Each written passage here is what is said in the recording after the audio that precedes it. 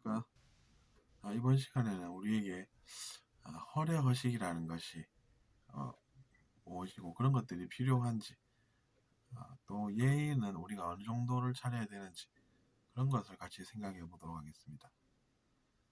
이제 우리가 답답하게 생각하는 것들이 이제 전통적인 것들이라고 해서 그것을 이제 꼭 지켜야 하는가라는 것이고, 그것 때문에 이제 우리의 일상생활이 반영해 받아도 그런 것을 꼭 고수해야 하는지 의문이 어, 들 때가 있습니다.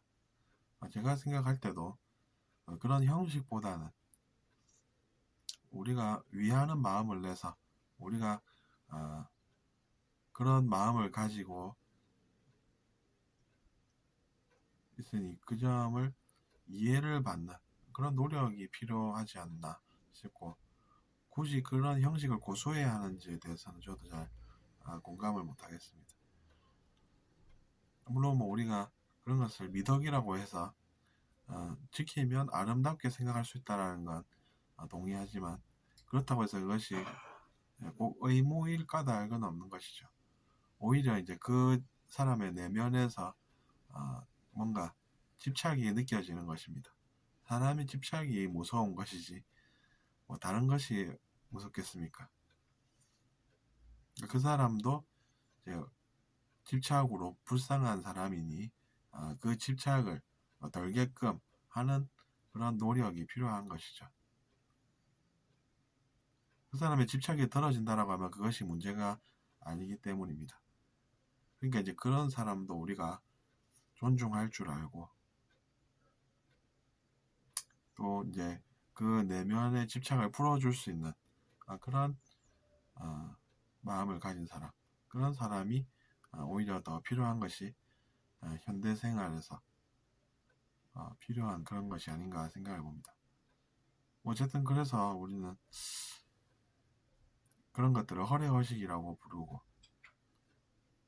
사람의 내면에서 느껴지는 그 집착, 그것을 놓도록 해야 하고, 대신에 필요한 것은 이제 진실한 마음이 되는 것이죠.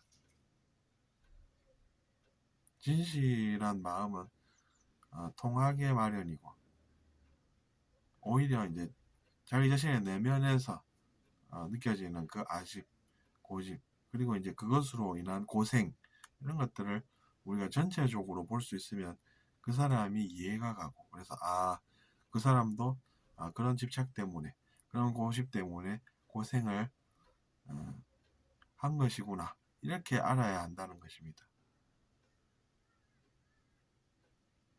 이렇게 생각을 해서 그 사람을 불쌍하게 볼 줄 아는 그런 것이 별 문제 없게 일어나는, 별 문제가 안 생기게 하는 팁이라면 팁입니다. 근데 이제 그 팁을 자기 자신 것으로 아예 만들고 싶다라고 하시면 이제 공부를 해야 되는 것이죠.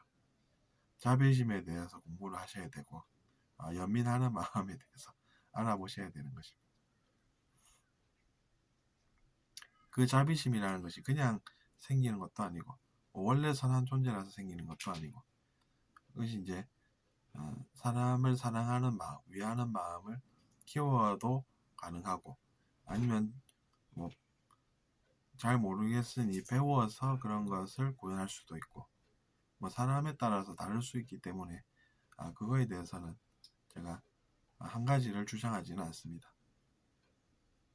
마음을 키우면 되겠다고 하는 공감하는 유형이면 그렇게 하면 되는 것이고, 그 다음에 이제 의식이 중요한 사람 같으면은 공부를 한다든지 뭐 똑같은 표현이 있지 않습니까? 배움의 길, 그런 것들이 있으니까 그런 학습을 통해서 또 이제 그런 마음을 왜 가져야 되는지 알아서 그런 마음을 인정하고 그렇게 의식 성장을 할 수도 있다는 이야기입니다. 사람들이 실제로 보면 이제 감성형, 이성형이라고 해서 요새는 구분하고 유형을 파악하지 않습니까? 옛날처럼 나랑 똑같아야 돼 이런 생각으로는 살 수 없고, 그런 연구를 통한 지식, 그런 것을 우리가 학습하고 사는 것이 현대인의 삶입니다. 앞으로 그런 것들이 더 늘어날 것입니다. 연구를 하는 방향으로 사회가 나아가면 문제가 안 생긴다는 사실을 많은 사람들이 동의를 할 것이기 때문입니다. 그렇기 때문에 우리도 그런 시대에 걸맞게 살 수 있게 미리 그런 것들을 학습해 놓는 그런 자세가 필요하다고 저는 봅니다.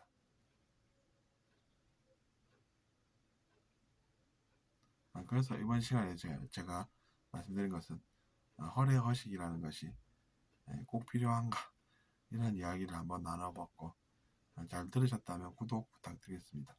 감사합니다.